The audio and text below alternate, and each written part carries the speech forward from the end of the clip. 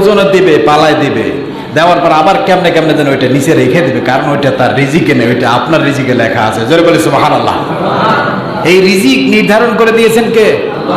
আপনি অবৈধ পন্থায় হাজার কোটি টাকা কামাই করতে পারবেন, হারাম পয়সা ইনকাম করতে পারবেন, হারাম খেতে পারবেন, কিন্তু মনে রাখবেন এগুলো কিছুই আপনার সাথে যাবে না, কিচ্ছু যাবে না। হিসাব দিতে হবে কার কাছে? আল্লাহর কাছে হিসাব দিতে হবে। এই জন্য খুব সাবধান, আল্লাহর উপরে তাওয়াক্কুল করতে হবে, আল্লাহর কাছে সাহায্য চাইতে হবে, আল্লাহ ছাড়া আর কেউ নাই। যেই কথা ফিরে আসতেছি, জাহালাতের যুগের মতো এখন বর্তমান যুগে আমাদের সমাজে সবচেয়ে অবহেলিত, লাঞ্ছিত আমাদের মা এবং বোনেরা। কথা বলেন ঠিক কিনা? বিশ্বাস করে আমার কলিজাটা ফেটে যায়।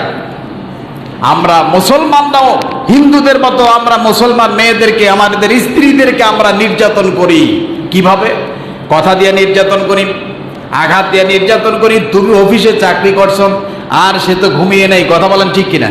খাবার একটু 19-20 হতেই তোমার সমস্ত গরম স্ত্রীর সাথে দেখায়, স্ত্রীকে গালিগালাজ করে তার 14 গোষ্ঠী পর্যন্ত জাহান্নামে পাঠিয়ে দেয়। এমন নরপশু সমাজ আছে না নাই? আসেনি? অথচ দেখেন আমাদের হাবিব প্রিয় নবী মুহাম্মদ আরবি সাল্লাল্লাহু আলাইহি সাল্লামের জীবন আদর্শ কত সুন্দর ছিল। রাসূল সারাদিন কঠিন কঠোর পরিশ্রম করেন, যখন ক্ষুধার্ত অবস্থায় ঘরমগ্ন হলেন, বাড়িতে আসলেন, এসে দেখার পরে দেখলেন এখনো পর্যন্ত খাবারের কোনো ব্যবস্থা হয় নাই। রাসূল গালি দেন নাই, ভুরু কঞ্চিত করেন নাই, তর্ক বিতর্ক করেন নাই, বাড়ি ঘর লুটপাট পিটাপাটি করেন নাই। তিনি নিজে রাসূল সাল্লাল্লাহু আলাইহি সাল্লাম তার স্ত্রীকে তরকারি কুটে, রুটি থেকে স্ত্রীকে সাহায্য সহযোগিতা করেছেন। জোরে বলি সুবহানাল্লাহ। আর একটু জোরে বলেন সুবহানাল্লাহ। এগুলা কি অন্তর দিয়ে শুনতেছেন না মুখে মানে এমনি শুনতেছেন? খুব চিন্তা করবেন এগুলা। আকাশের নিচে জমিনের উপরে এর চাইতে মহামানব, শ্রেষ্ঠ মানব পৃথিবীতে আর কেউ আছে? কথা বলেন আছে? জীবনে কোনোদিন স্ত্রীদেরকে গালি দেয় নাই। কি দেয় না বলেন তো? কিন্তু আপনি বলেন খুব কম মানুষ আছে এখানে আমরা যারা আছি স্ত্রীর গায়ে হাত দেয় না, এমন মানুষ পাওয়া যাবে খুব কম। কথা বলেন ঠিক কিনা? এটা নির্মম অপরাধ। আল্লাহ পাক কোরআন শরীফে বলছেন ওয়াশিরুহুন্না বিল মারুফ, তোমরা স্ত্রীদের সাথে সৎ আচরণ করো, ন্যায় বিচার করো, ইনসাফ করো, তাদেরকে ভালোবাসো। জোরে বলি সুবহানাল্লাহ। স্ত্রীকে সাথে সৎ আচরণ করা, ভালো আচরণ করা, এটা নফল না সুন্নাত? কি দ্বিধাদ্বন্দ্ব পড়ে গেছেন? বলেন স্ত্রীর সাথে সৎ আচরণ করা নফল না সুন্নাত? ফরজ। স্ত্রীর সাথে নামাজ পড়া যেমন ফরজ, হজ করা যেমন ফরজ, যাকাত দেওয়া যেমন ফরজ, স্ত্রীর সাথে সৎ আচরণ করা কি? আর একটু জোরে বলেন।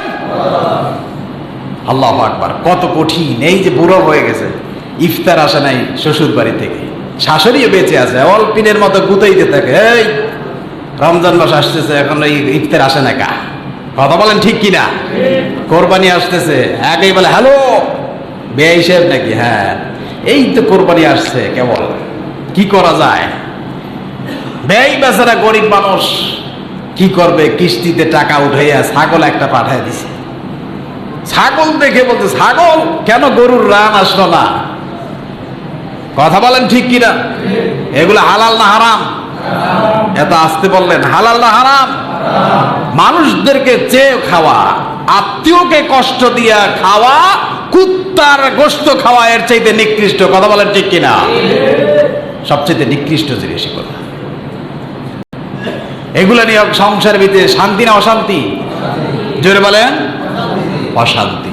আরে বিয়ে হচ্ছে তো, আত্মীয় হচ্ছে, তোমার চিরদিনের জন্য একটা মেয়ে দিয়ে দিচ্ছে, এই মেয়েটার পিছনে একজন বাবা লেখায় পড়া করাইতে তার কত কষ্ট হয়ে গেছে। বিশ্বাস করেন আমার বোনেরা অনেক দুঃখের কথাগুলো তার মা বাবাকে শেয়ার করে না, কারণ কষ্ট পাবে, বাবা কষ্ট পাবে। একটা মেয়েকে বিয়ে দিতে তার জীবন যখন সব উজাড় করে দিল, তারপর এই ক্ষুদ্র খুঁটিনাটি জিনিস নিয়ে বিভিন্ন রকমের তুচ্ছ তাচ্ছিল্য ভাষায় মানে ছোট করা, খাটো করা যে ভাষা আছে, এই ভাষাগুলো প্রয়োগ করে এমন নামাজি মুসল্লি আছে না নাই? ও নামাজ পড়েই লাভ কি হবে? বেয়াদব। এগুলো আমরা কখনোই করবো না। আপনারা রাগ করতেছেন? মনে হয় ভিতরে ভিতরে খুব রাগ করতেছেন নাকি? রাগ করতেছেন?